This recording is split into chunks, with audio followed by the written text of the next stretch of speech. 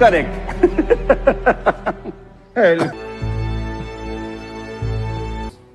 Coach of our Indian football team. Elvis Presley के नाम से एक नया आर्टिस्ट आया जो समझ में नहीं आए उसके बारे में बात। Halo sahabat, Assalamualaikum. Semoga sehat selalu dan senantiasa berbahagia. Terima kasih sudah subscribe dan menyimak video-video LK21 Revive. Semoga Tuhan Yang Maha Esa selalu memberikan rezeki yang berkah dan berlimpah ruah untuk sahabat semua. Nah, sebelum kita masuk ke alur ceritanya, kita sama-sama dulu nih para penonton setia LK21 Revive, yaitu terima kasih buat Icit Peter dari Jawa Tengah, Yuliani dari Mojokerto, FTV Gondrong dari Jakarta, Arya di Channel, Rizal Nduru dari Brastagi, Usman dari Batam, Force 86 dari Kalimantan Timur, Ardo dari Bangka Belitung, Octavianus dari Tanjung Priok, Sintayasi, Bram Jaya dari Busan, dan buat teman-teman semua yang belum mimin sapa, nanti di next video ya. Oke, kali ini LK21 Revive akan membawakan sebuah alur cerita film yang berjudul Maidan 2024. Bagaimana keseruan filmnya? Nggak perlu banyak basa-basi, ini dia alur cerita filmnya.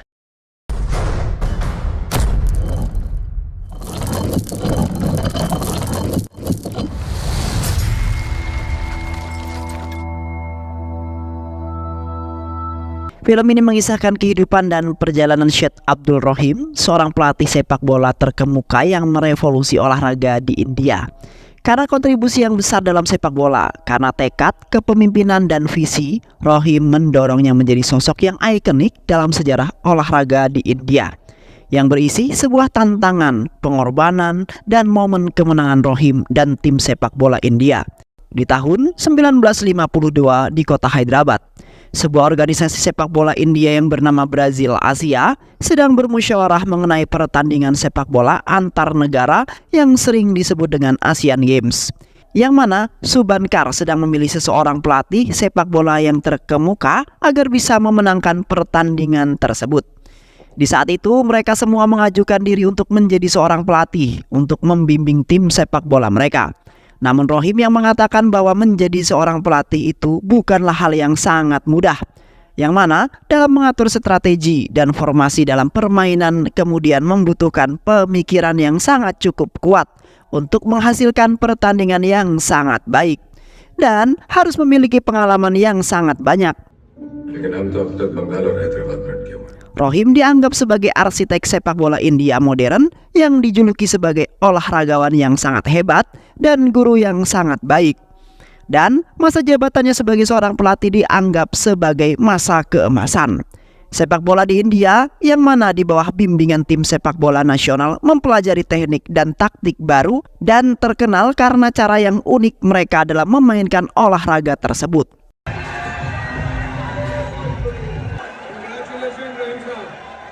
Beberapa anggota yang berada di sana sangat tidak setuju karena takut terjadi sebuah kejadian di tahun yang lalu, di mana permainan yang dilatih oleh Rohim kalah telak dalam sebuah pertandingan, dan sebab itu mereka sangat malu. Namun Subankar tetap mengejar Rohim lalu meminta agar ia bisa melatih pemain-pemain sepak bola tersebut. Rohim kemudian mengatakan bahwa untuk memberikan waktu untuk memikirkan permintaan tersebut, karena menjadi seorang pelatih itu sangatlah mempunyai resiko yang sangat besar. Sesamanya Rohim di rumah, Rohim disambut oleh putra dan putrinya yang masih kecil bernama Syahid dan Vindara. Rohim juga memiliki istri yang bernama Saira dan ibunya yang sudah tua bernama Patel, yang mana di saat itu Rohim membelikan Syahid sepatu bola karena Syahid mempunyai cita-cita menjadi seorang pemain sepak bola yang terkenal nanti ketika dia sudah gede. Rohim yang kemudian meminta tolong kepada istri tercintanya untuk membantunya menyusun buku-buku yang dikeluarkan dari kopernya. Istrinya kemudian ngomel-ngomel kepada Rohim karena tidak membelikan sesuatu untuk Vindara.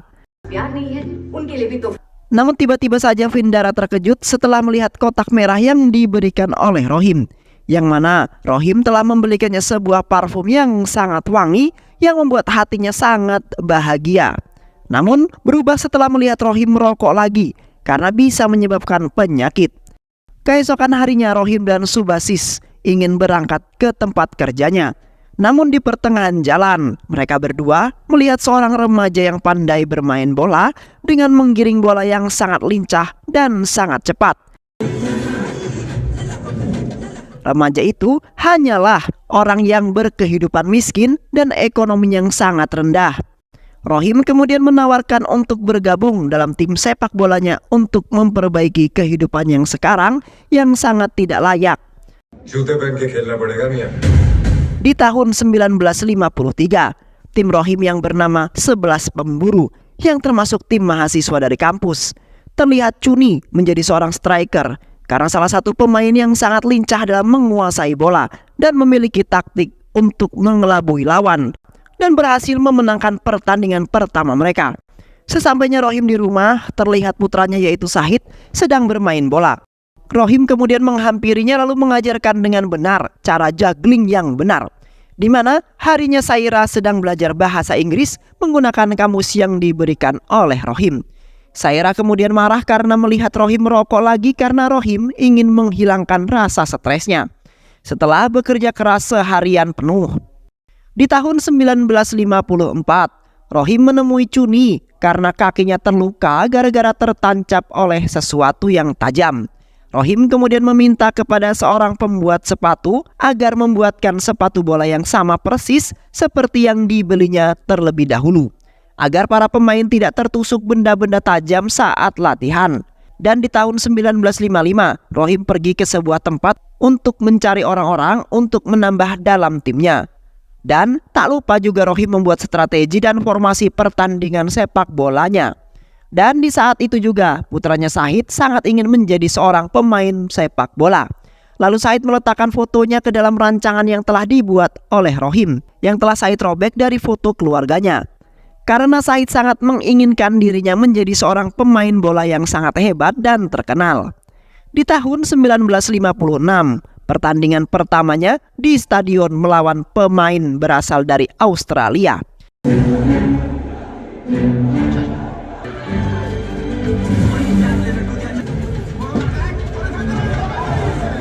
Di saat itu mereka berhasil mencetak sebuah gol berturut-turut tanpa memberikan nilai lawan sedikit pun.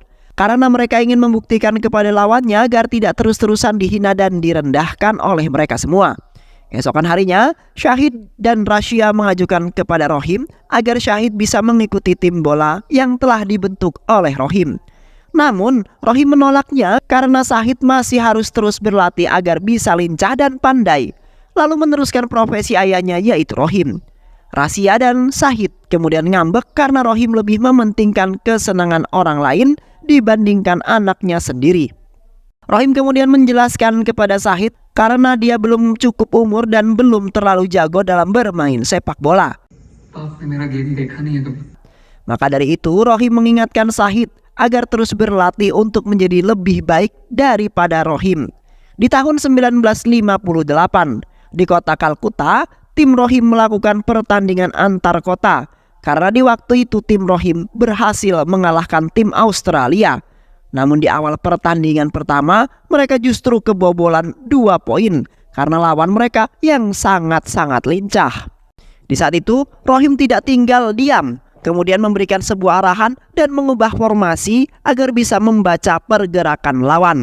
Setelah itu mereka mengamati pergerakan lawan sehingga tim lawan yang mengocek mereka melongo keheranan karena tim 11 Pemburu berhasil mengambil alih bola dengan sangat luar biasa.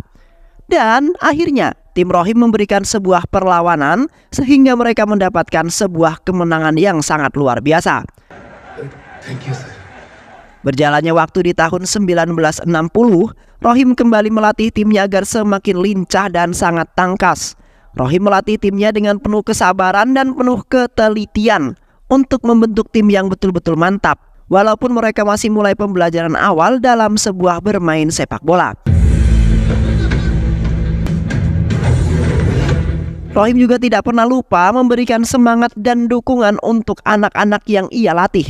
Walaupun Rohim dikelilingi orang-orang yang tidak menyukai dalam membimbing tim, beberapa minggu kemudian, tim 11 Pemburu mulai pertandingan pertama antar negara melawan negara France, di mana saat itu tim dari negara India mencetak sebuah gol terlebih dahulu yang kemudian membuat tim mereka sangat bahagia. Namun di pertengahan pertandingan, tim dari negara France tidak mau kalah, yang mana mereka melakukan sebuah perlawanan yang sangat sengit. Sehingga tim dari India menjadi sangat kecewa dan sedih setelah keberhasilan yang mereka perjuangkan dipatahkan oleh tim lawan dengan sangat sia-sia. Namun para penonton yang kemudian memberikan semangat kepada tim India agar bisa bangkit lagi dan harus ke babak selanjutnya. Setelah itu Rohim pergi ke kantor organisasi sepak bola India untuk memberikan kabar baik. Rohim kemudian mengatakan bahwa anak-anak yang telah ia latih mempunyai kemajuan dalam bermain dan memiliki semangat perjuangan. Namun, Shames Gas mencela perkataan Rohim yang mana tim Rohim akan membuat negara India semakin menurun karena Rohim tidak cukup bisa melatih anak-anak dalam bermain sepak bola. Shames Gas juga mengatakan bahwa Rohim itu tidak pantas dalam melatih anak-anak. Sementara itu Rohim tidak mempunyai fisik yang cukup sehat, yang mana pada saat itu Rohim batuk-batuk alias bengek. Dan setelah itu Rohim keluar dari ruangan tersebut dengan penuh kesedihan karena hinaan dari rekan-rekannya. Setelah itu pergi ke dokter untuk mengecek kondisi yang setiap saat batuk yang sangat parah. Dokter kemudian mengatakan bahwa Rohim mengidap penyakit yang bernama hemoptysis, yang mana penyakit itu dialami oleh kalangan usia muda yang memiliki riwayat kesehatan yang baik.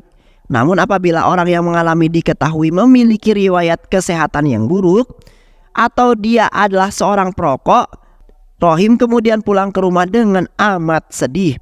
Sesampainya Rohim di rumah, terlihat Rasya masih marah dengan Rohim karena di waktu itu tidak mengizinkan anaknya untuk mengikuti tim sepak bola yang dibentuk oleh Rohim sendiri. Rohim kemudian hanya merenungi nasib buruk yang kini telah dia alami dalam kehidupannya. Rohim masih menyembunyikan penyakit yang dideritanya tanpa sepengetahuan keluarganya sama sekali. Namun di saat itu Rasya menemukan sapu tangan Rohim yang dipenuhi oleh darah, dan Rasya juga baru menyadari bahwa Rohim telah mengidap suatu penyakit yang sangat berbahaya dan sangat parah. Pada saat itu Rohim pasrah untuk berhenti melatih tim sepak bola yang telah ia bentuk. Di samping itu rekan Rohim mengatakan bahwa benar Rohim tidak memiliki fisik yang kuat dan tak bisa melatih dengan benar. Rohim kemudian membuang buku-buku dan papan rancangan formasi yang telah dirancang Rohim karena sudah pasrah tidak ingin melatih anak-anak kembali. Rohim kemudian kaget setelah melihat buku-buku yang berada di ruangannya Rohim semuanya telah menghilang tanpa sisa. Rasya kemudian mencari buku diary-nya yang berisikan tentang perjalanan dan kepribadian Rohim yang telah dilalui bersama Rasya. Sontak Rasya menangis setelah melihat nasib yang telah dialami Rohim pada saat ini. Rasya kemudian menghampiri Rohim untuk memberikan sebuah penjelasan tentang penyakit dan mengapa ia membuang buku-buku dan sebuah rancangan formasi bolanya. Rohim kemudian mengatakan bahwa ia telah mengidap suatu penyakit hemoptysis yang dikenal sebagai penyakit yang sangat bahaya. Dan Rohim juga telah memutuskan untuk tidak melatih anak-anak untuk bermain bola lagi karena telah dihina habis-habisan oleh rekan-rekan kerjanya. Sontak Rasya kaget setelah mendengar derita yang telah dialami Rohim selama ini. Lalu memberi sebuah dukungan kepada Rohim untuk meneruskan perjuangannya walaupun dihina habis-habisan dan mengingatkan Rohim agar tidak merokok untuk sementara waktu. Di tahun 1961 Rohim bangkit dari keterpurukan lalu memilih untuk mendaftarkan kembali menjadi seorang pelatih bola kembali.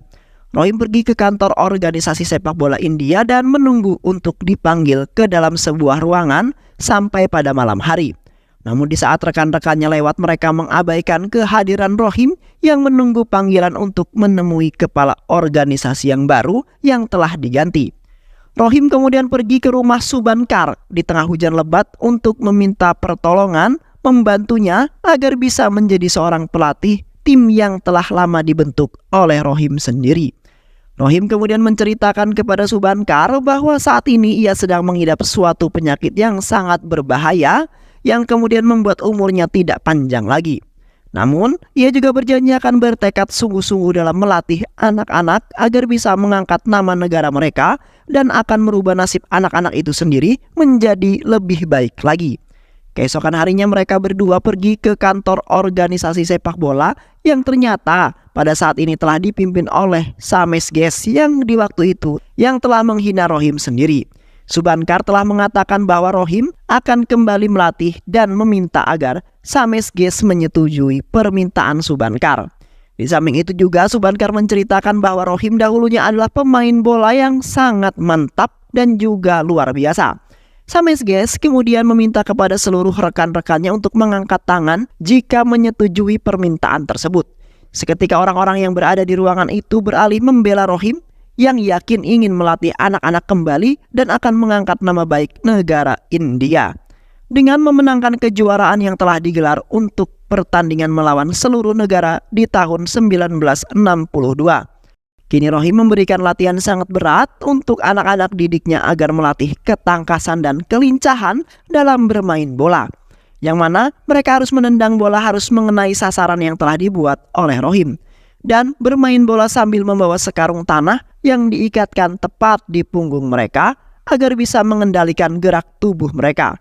Dan akhirnya karena sering berlatih dengan sungguh-sungguh dan penuh dengan keyakinan, kini mereka berhasil menaklukkan tantangan yang diberikan oleh Rohim secara bersama-sama. Dan kini mereka siap untuk bertanding masuk ke babak selanjutnya. Setelah beberapa minggu latihan, mereka diwawancarai oleh seluruh orang-orang yang penting di India karena mereka akan memulai sebuah pertandingan mereka untuk waktu yang sangat dekat. Di saat itu pria berjidat jenong lagi-lagi membuat sebuah masalah agar tim Rohim tidak bisa ikut dalam pertandingan tersebut.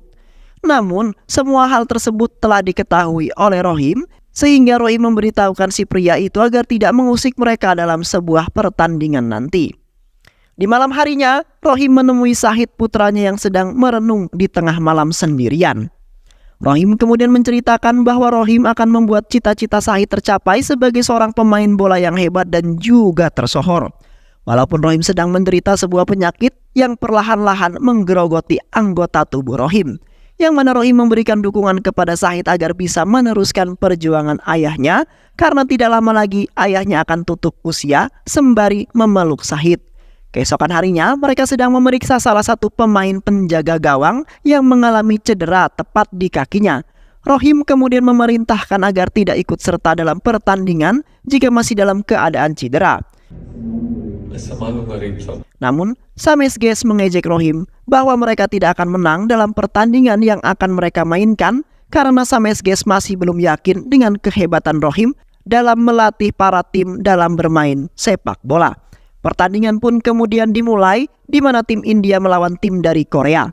Di saat itu mereka sangat bersemangat karena sudah tiba masanya mereka akan membuat negara mereka dipandang oleh negara yang lainnya. Namun semangat mereka kemudian dipatahkan oleh tim lawan karena mereka berhasil membobol gawang tim India dengan skor 4-0, di mana mereka semakin tidak semangat lagi karena mereka sudah dibuat down oleh tim lawan, sehingga tim Rohim tidak melakukan sebuah perlawanan sama sekali. Setelah itu Rohim memberikan strategi dan formasi baru lagi agar mereka bisa memenangkan babak selanjutnya, yang mana pertandingan mereka melawan negara Thailand yang di awal pertandingan tim Thailand bermain dengan cukup sangat ganas. Namun pertandingan kali ini si wasit tidak memberikan kartu pelanggaran sama sekali terhadap tim Thailand yang melakukan permainan yang sangat kasar terhadap tim India. Tiba-tiba saja di saat tendangan out, salah satu tim dari India mendapat benturan tepat di kepalanya sehingga kepala pria itu terluka cukup parah. Rohim kemudian turun ke lapangan untuk menolong salah satu anak dari timnya yang sedang terluka parah. Rohim kemudian memberikan semangat terhadap anak-anak timnya agar bisa main lebih baik lagi. Dan benar saja, Chuni telah mengatur strategi untuk memberikan perlawanan yang sangat mengerikan terhadap tim lawan, yang mana di gol yang pertama dicetak oleh Chuni sampai-sampai bola menembus jaring lawan. Dan pada saat itu juga mereka berhasil meningkatkan semangat juang yang di saat itu membuat orang-orang melongo keheranan dengan strategi mereka. Sebagaimana pria berjidat jenong itu pergi dari kursinya karena melihat tim Rohim berhasil mengalahkan tim lawan, yang mana Chuni dan kawan-kawannya berhasil mencetak skor sebanyak 4 kali dan kini mereka masuk dalam babak selanjutnya. Beberapa minggu kemudian mereka berangkat menuju ke stadion untuk bermain kembali melawan negara Jepang. Terlihat Chuni dan teman-temannya heran dengan batuk Rohim yang dialami sudah selama bertahun-tahun yang belum juga sembuh. Mereka sangat khawatir dengan kesehatan Rohim karena Rohimlah yang telah melatih mereka sampai sehebat itu. Pertandingan pun kemudian dimulai yang mana kali ini tim India bermain sangat bagus, tidak seperti sebelumnya. Terlihat tim Jepang memberikan tendangan-tendangan ke arah gawang namun berhasil ditangkis oleh pemain gawang India. Sehingga mereka tidak bisa membobolkan gawang India, melainkan Indialah yang telah membobol gawang mereka. Sehingga mereka masuk ke babak yang selanjutnya.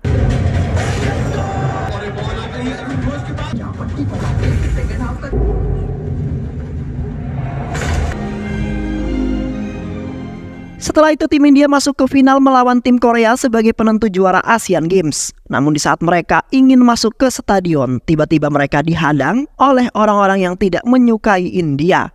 Karena akhir-akhir ini India memenangkan pertandingan sehingga orang-orang tidak terima atas kekalahan tim yang mereka dukung. Orang-orang tersebut berniatan ingin membakar mobil beserta pemain bola hingga hangus tak tersisa. Namun beruntungnya polisi sigap menolong mereka walaupun mobil mereka berhasil dirusak sebagian oleh para pendemo tersebut. Dan setelah itu mereka dikawal oleh polisi hingga masuk ke dalam arena pertandingan. Dan sesampainya mereka di lapangan, terlihat orang-orang menyoraki tim India karena mereka tidak ingin India menjadi juara dalam Asian Games. Dan di pertandingan awal Korea membantai terlebih dahulu tim India dengan membobol gawang India. Namun tim India tidak mau kalah dan saling memberi support antara satu dengan yang lainnya agar bisa meraih kemenangan.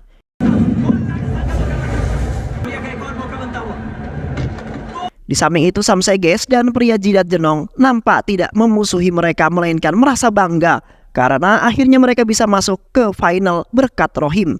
Tim India kemudian membantai balik dengan mencetak 2 gol sebagai balasan karena mereka telah meremehkan tim India.